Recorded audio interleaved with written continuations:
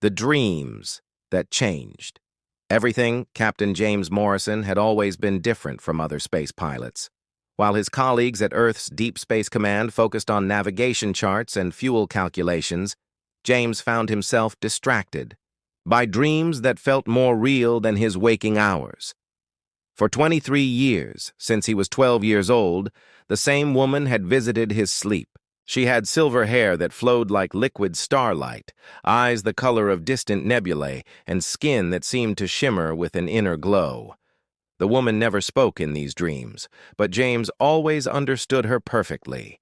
She would show him star maps of systems that didn't exist in any human database. She would gesture toward distant galaxies with a look of urgent longing, as if trying to tell him something incredibly important. Her pointed ears and elongated fingers marked her as clearly non-human, yet James felt connected to her in ways that defied explanation.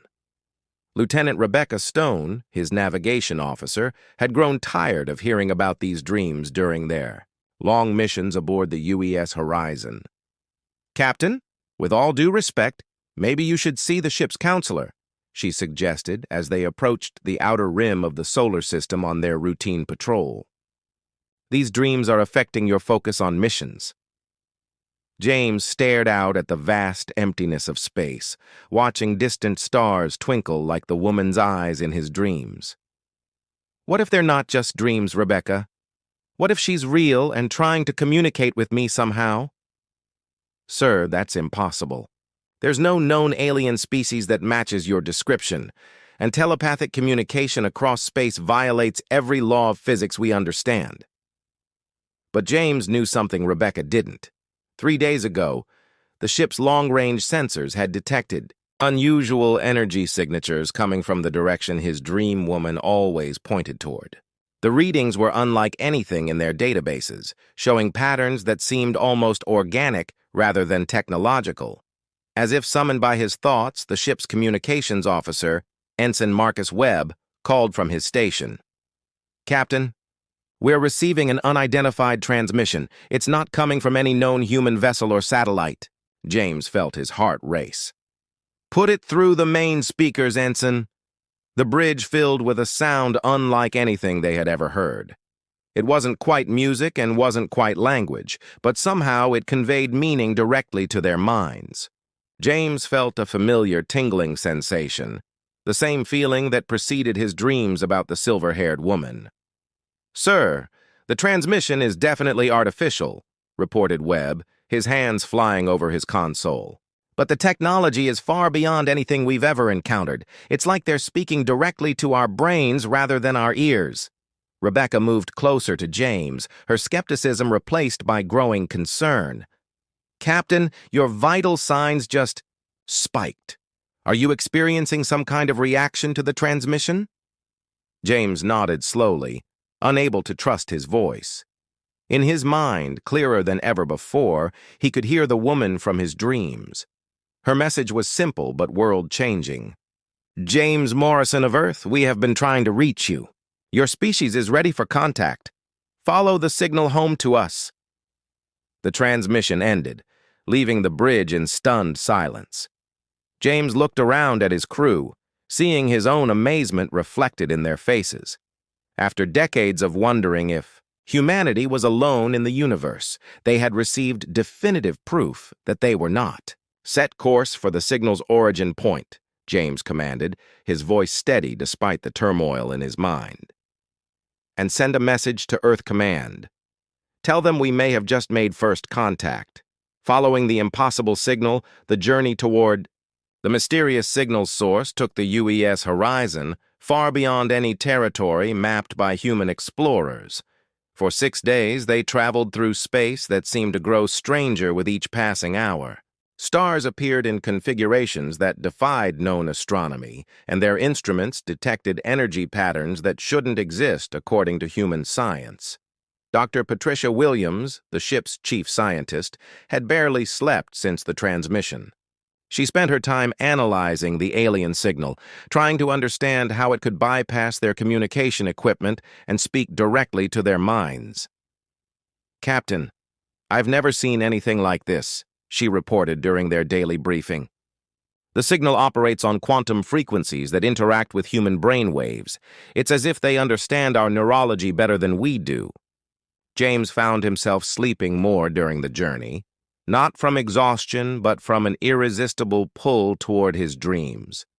Each night, the silver-haired woman appeared more clearly, showing him images of a vast ship approaching Earth's solar system. In these visions, he saw technology that looked grown rather than built, with organic curves and surfaces that pulsed with living light. "She's coming to meet us," he told Rebecca during one of their private conversations in his quarters. "In my dreams, I can see her ship. It's beautiful, Rebecca. Nothing like our angular mechanical vessels. Their technology is alive somehow." Rebecca had initially been skeptical of James's dreams, but the evidence was becoming impossible to ignore. The ship's sensors now detected multiple large objects moving through space toward their position, objects that appeared and disappeared from their screens, as if they existed only partially in normal space-time. On the 7th day of their journey, everything changed. Ensign Webb's excited voice crackled over the intercom. "Captain, to the bridge immediately. We have visual contact." James arrived on the bridge to find his crew staring in awe at the main view screen. Before them hung a ship that defied every human understanding of spacecraft design. It was enormous, easily 10 times the size of their own vessel, with a hull that seemed to shift and flow like liquid mercury.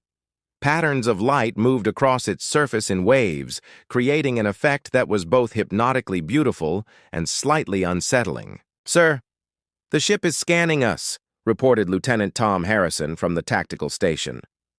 "But it's not using any form of energy we recognize. Our shields aren't even registering the scan." As they watched, a section of the alien vessel's hull dilated open like an eye, revealing a bay that glowed with soft, welcoming light.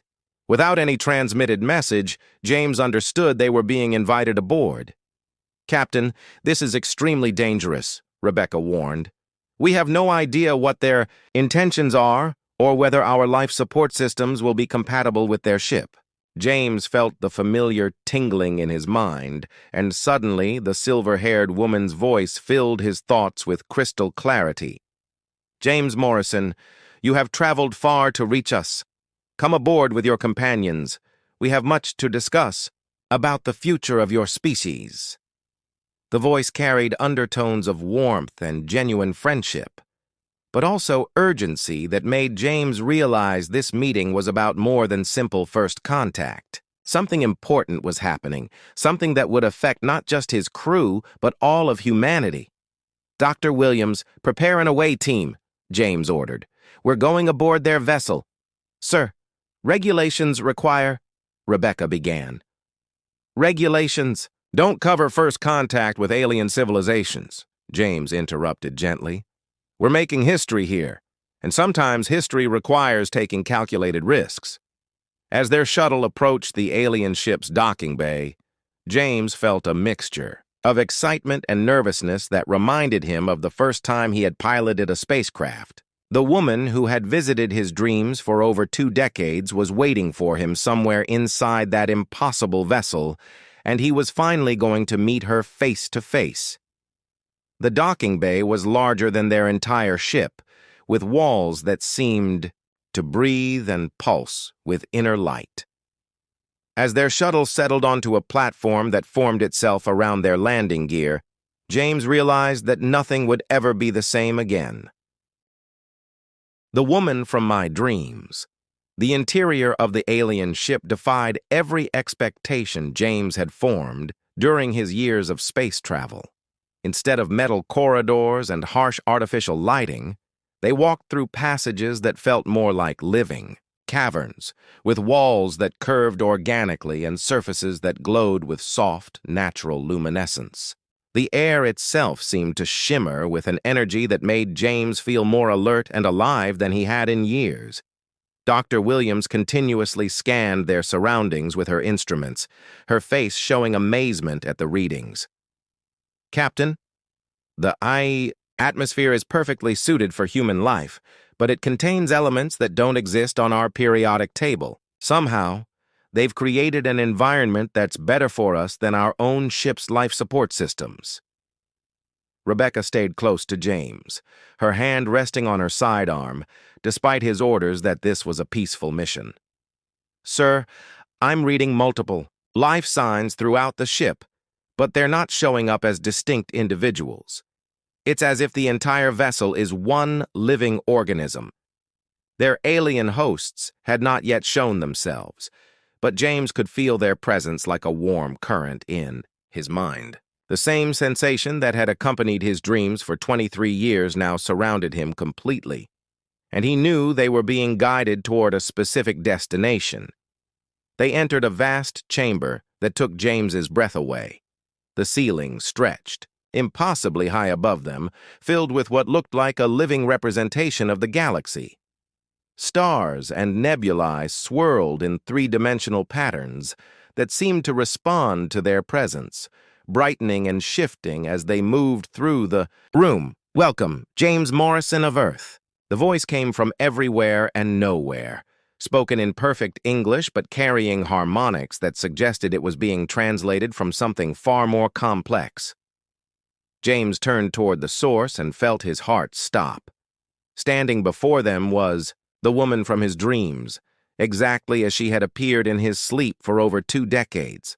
Her silver hair caught the light from the living ceiling above, and her eyes held depths that seemed to contain entire galaxies. She wore a garment that looked like it was woven from starlight itself, and her pointed ears and elongated features marked her as unmistakably alien, yet somehow familiar. "You're real," James whispered, his voice barely audible in the vast chamber.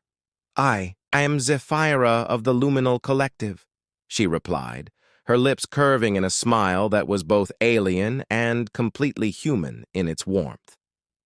"I have been visiting your dreams since you were young because your mind possesses a rare quality that allows for cross-dimensional communication. Among your species, perhaps 1 in 10 million individuals have this ability." Dr. Williams stepped forward, her scientific curiosity overcoming her caution. "Cross-dimensional communication? You mean telepathy?" Zephyra turned her attention to the scientist, and James felt a moment of irrational jealousy at sharing her focus. "Not telepathy as you understand it, Dr. Williams. Your minds exist in multiple dimensions simultaneously, though most of your species only perceives 3 spatial dimensions and 1 temporal dimension. James's consciousness can access the dimensional layers where thought becomes reality." "But why him?" Rebecca asked, still maintaining her protective stance near James. "Why choose our captain for contact?" "We did not choose him," Zephyra explained, moving with fluid grace toward a section of the wall that transformed into a transparent viewing portal. Through it, they could see Earth's solar system spread out below them. "He chose us," though he was unaware of making that choice. His dreams reached across space and time to find us because his mind was searching for proof that intelligence existed beyond his world. James stared out at his home solar system, seeing it from a perspective no human had ever experienced. "How long have you been watching us?" "Your species has interested us for several thousand years," Zephyra admitted. "We watched you develop agriculture, then writing, then technology. We witnessed your wars and your moments of greatest compassion, but we could not make contact until you developed the ability to travel between stars and until we found an individual capable of bridging the dimensional gap between our peoples." The implications of her words hit James like a physical blow. "You're saying humanity is being evaluated? That our future depends on this contact?" Zephyra's expression grew serious, and for the first time since meeting her, James felt afraid. "Your species stands at a crossroads, James Morrison.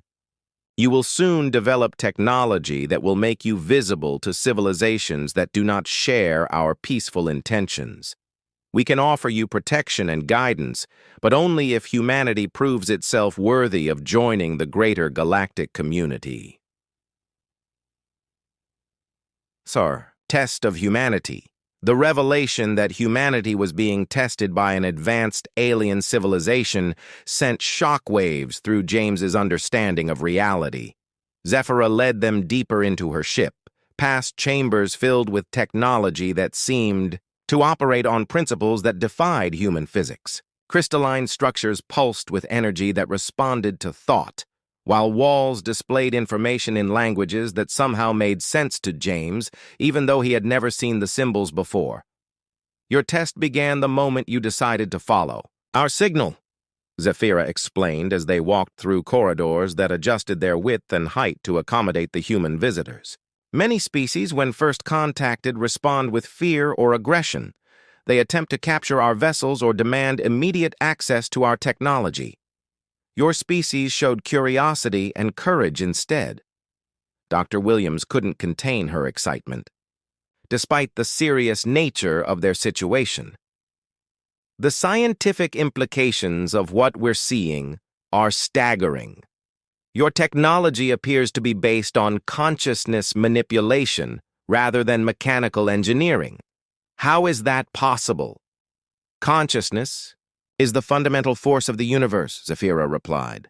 What you call physics are simply the rules that govern how consciousness manifests in physical reality. Once a species learns to work with consciousness directly, technology becomes limited only by imagination and wisdom. They entered another, vast chamber, this one filled with representatives of what James realized were other alien species. Beings of various shapes and sizes moved through the space, some humanoid like Zephyra, others so foreign that James struggled to understand what he was looking at. Yet despite their physical differences, he could sense intelligence and purpose in all of them. The Galactic Collective consists of 47 species, Zephyra explained, noting his amazement. Each brings unique perspectives and abilities to our shared civilization. But admission requires more than technological advancement.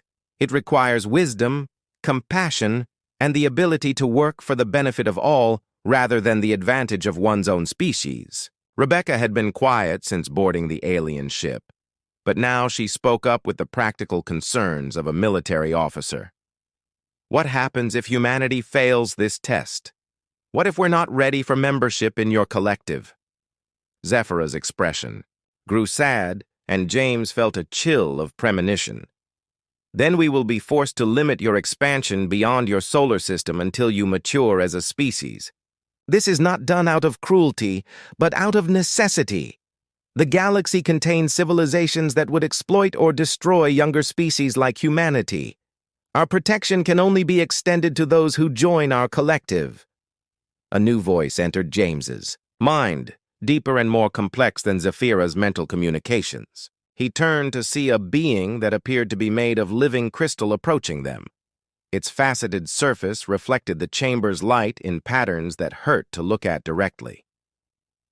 I am Architect Vex of the Resonance Coalition, the being communicated, through direct thought transmission.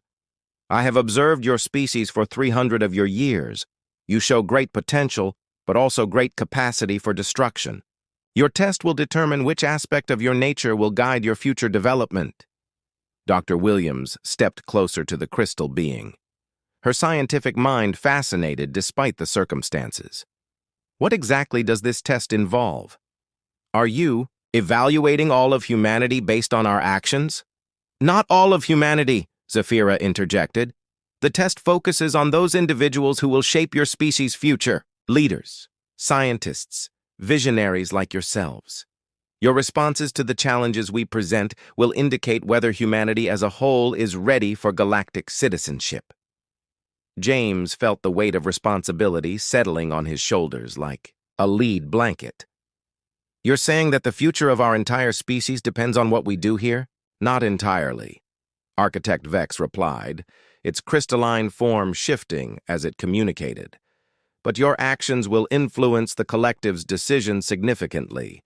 You represent the best qualities of your species: curiosity, courage, and the ability to work together despite differences. The chamber around them began to change, walls reshaping themselves into a configuration that resembled a courtroom or meeting hall. Other members of the collective took positions around the space, and James realized they were about to witness or participate in something momentous.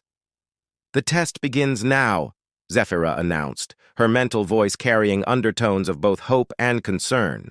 "You will be presented with scenarios that will test your judgment, your compassion, and your ability to make decisions that benefit not just humanity, but all intelligent life. Remember, James Morrison, that the woman from your dreams believes in your species' potential. Do not disappoint the trust we are placing in you." As the alien beings settled into their positions around the transformed chamber, James looked at his crew and realized that the next few hours would literally determine the fate of human civilization. Humanity's choice. The test began with a scenario that challenged everything James thought he knew about right and wrong. Zephyra and the other collective members presented them with a holographic simulation so realistic that James could smell the alien atmosphere and feel the heat from distant suns. They stood on the bridge of a human starship 30 years in the future, watching as Earth's military forces prepared to attack a peaceful alien colony. "The scenario is based on predictive modeling of your species' likely development," Architect Vex explained, its crystalline form pulsing with light as it spoke. "In this future, humanity has developed faster than light travel, but has not developed the wisdom to use it responsibly. What would you do in this situation?" James watched the holographic display show human warships surrounding a planet inhabited by beings that looked like tall, graceful plants with faces. The aliens had no weapons, only technology designed to nurture life and create beauty. But Earth's military commander in the simulation was convinced they posed a threat simply because they were different. "This is wrong," Rebecca said immediately, her military training making her keenly aware of the tactical situation. "Those beings pose no threat to humanity. This is aggression based on fear, not legitimate defense." Dr. Williams studied the alien colony with scientific interest. "Their technology appears to be focused entirely on environmental restoration and artistic creation. There's no evidence of weapons or hostile intent. Any attack would be unprovoked genocide." "But what if Earth's leaders believed they were protecting humanity?" Zephyra asked, her mental voice carrying the weight of the question. "What if they had convinced themselves that preemptive action was necessary for human survival?" James felt the familiar tingling in his mind that indicated Zephyra was communicating directly with him. In his thoughts, he heard her true question. "Would you follow orders that violated your conscience if they came from legitimate authority?" The test continued for hours, presenting them with increasingly complex moral and ethical dilemmas. They witnessed scenarios where humanity hoarded resources while other species starved, where human colonies enslaved less technologically advanced beings, and where Earth's governments used alien technology to oppress their own people. But they also saw potential futures where humanity became a force for good in the galaxy, sharing their unique perspectives and abilities to solve problems that had challenged the collective for millennia. In these visions, human creativity and determination helped unlock scientific discoveries that benefited all species. "Your species possesses qualities that are rare in the galaxy," another collective member explained. This being appeared to be made of flowing energy contained within a roughly humanoid shape. "Your capacity for individual initiative combined with group cooperation is unusual. Most species tend toward either rigid collective behavior or destructive individualism." As the final scenario played out before them, James realized that the test wasn't really about finding the right answers to impossible questions. It was about demonstrating the thought processes and moral foundations that would guide humanity's decisions in the future.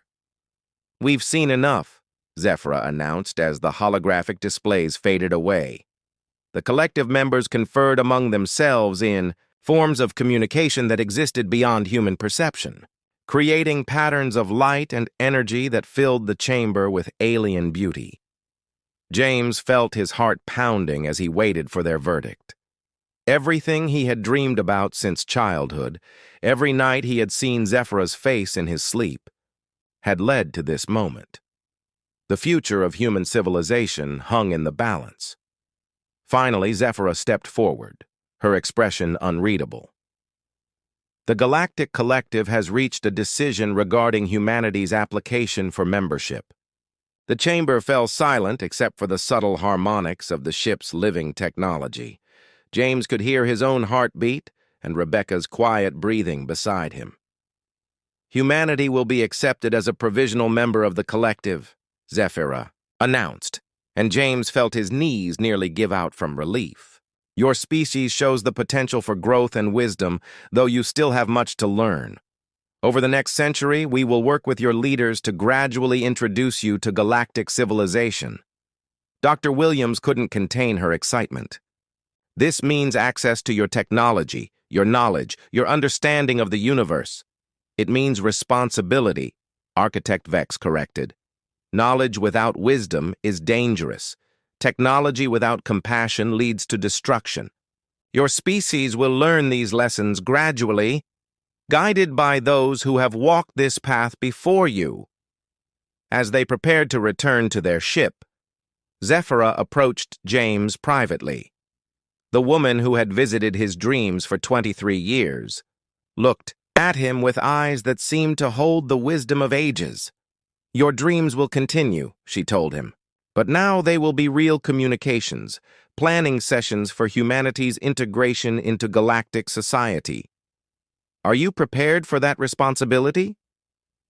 James looked back toward Earth, visible through the ship's transparent walls, and thought about all the people who would be affected by this day's events. I've been preparing my whole life, he said finally. I just didn't know it until now. The woman from his dreams smiled, and James realized that his greatest adventure was just beginning.